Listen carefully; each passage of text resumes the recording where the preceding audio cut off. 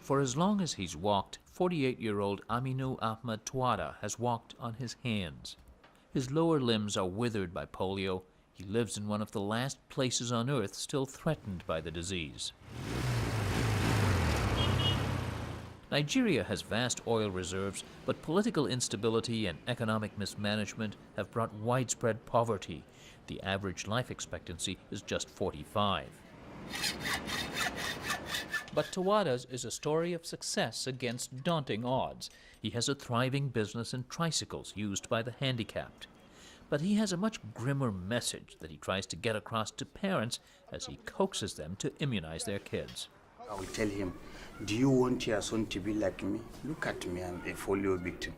I'm not joining army, I'm not joining police, I'm not joining even football. Polio is spread mainly through poor hygiene and sanitation, problems in so much of the developing world. But it is easily prevented with a course of oral vaccines discovered decades ago, which wiped out polio in the United States. In 1989, a campaign was launched to eradicate it worldwide. When the campaign began about 2 decades ago, polio claimed 350,000 victims spread across 125 countries. Today, that number is down to less than 2,000, and polio is endemic in just 4 countries: India, Pakistan, Afghanistan, and here in Nigeria. And only in Nigeria is the situation getting worse. The number is really increasing. Every day, the number of polio patients is increasing. This hospital is in Kano in northern Nigeria, the polio epicenter.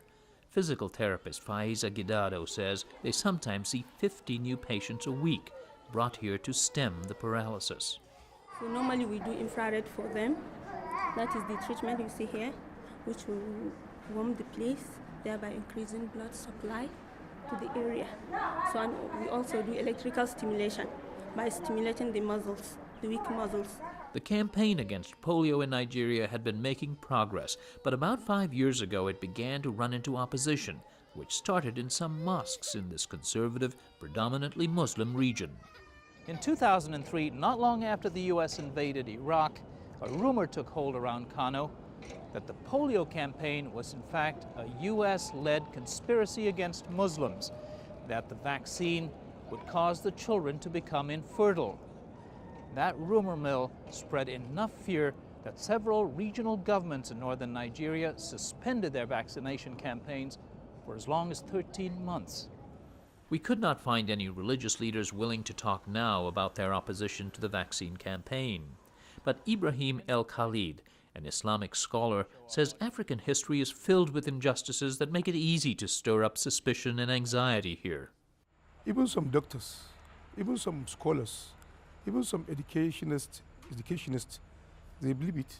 So that's what brings all that problems. So people thought it was a plot by the American government to sterilize children. Yes. So they think America doesn't like Muslims. I'll do the pattern this time just to show you. You go ahead. The campaign had to regroup, says Dr. Stephen Blount. He's with the U.S. Centers for Disease Control, a partner with several UN and private agencies and foundations in the immunization drive. We listened carefully to their concerns, took members of that community to see how the tests were done, and in fact, I think the vaccines here were actually produced in Indonesia, a Muslim country. And so that was an important step in counteracting some of the fear and increasing the acceptance at the level of the religious leaders. Now the vaccination campaign is again in full swing. Village by village, it begins with a town crier announcing the arrival of a vaccination team, urging parents to bring the young children in. Along with the oral polio vaccine, the children are also given a shot for measles, which still kills hundreds of children each year in Nigeria. Even with the blessings of religious leaders, experts say the campaign falls short in critical areas. For example, among frontline workers, most employed by local governments, there's often inadequate training, equipment, and motivation. Jonathan Majiagbe is with Rotary International, one of the polio campaign sponsors.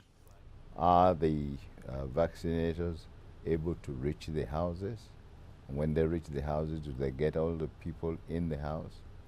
Some people give us results that they've been to houses, when the truth is that they probably have not been there. And sometimes they get to a house too late. 2-year-old Suraya developed a fever, then got progressively worse, say her parents, Abdul and Hassana Muhammad. About 4 days ago, her legs stopped moving. She was walking before. She's able to sit up, but she can no longer move. They went to the regional public health facility, which alerted the polio campaign. While they awaited tests to confirm the disease, Suraya's parents were instructed to massage the child's lower body with hot compresses. Until now, they knew nothing about polio. Never heard anything. We've never been to the hospital or anything like that. At the core of the problem is an underfunded, uncoordinated public health system, one that suffered from neglect over the very same decades that Nigeria's revenues, as one of the world's top oil exporters, have grown. For primary care in particular, we have 774 local governments. The coordination was not optimal. Dr. Muhammad Ali Pate recently returned after years of training and working in the U.S. He was invited by Nigeria's government to repair a broken system. He runs into people with more immediate medical needs and says they wonder why there's so much fuss over polio prevention. It is something that we have to work to explain, to make sure that communities understand the value that this is a disease that can be prevented, to actually let them feel this is something that is only a part, and that in the medium to longer term, we need to rebuild our primary healthcare system so that it's able to deliver not only polio vaccines, but measles vaccines, maternal and child health services, as well as just basic care package. The CDC's Dr. Blount says rebuilding the primary care system will take something that's been absent for much of recent history. The key issue here and elsewhere is political commitment. The leaders of this country have to demonstrate not only their occasional interest, but their ongoing interest. And by that I mean holding accountable the officials that report to them on making progress. We're seeing some more of that happen. That's the next key step. Polio campaigners in northern Nigeria say their next step is to convince everyone that the vaccine is needed. The rumors die hard. They still find people who believe the vaccine harms kids. It's particularly painful for Rotary's Majiagbe. Until 2005, he was the global president of Rotary, which has raised almost $1 billion to eradicate polio. Oh, it breaks my heart. I mean, I also expected that, oh, thank God, during my time as president, we would finish this job. And that was the very moment in my own home state that the exercise was temporarily paralyzed. And for countless children, the paralysis will be lifelong. Aminu Tawada and his wife Hadiza, who's also a childhood polio victim, say they waited anxiously for months during the suspended campaign before polio vaccines were once again made available. But it was too late for your boy. Yes, that's the reason it's too late, my boy. Tragically, their 6-year-old son Umar was infected, a victim as much of political squabbling and official neglect as polio.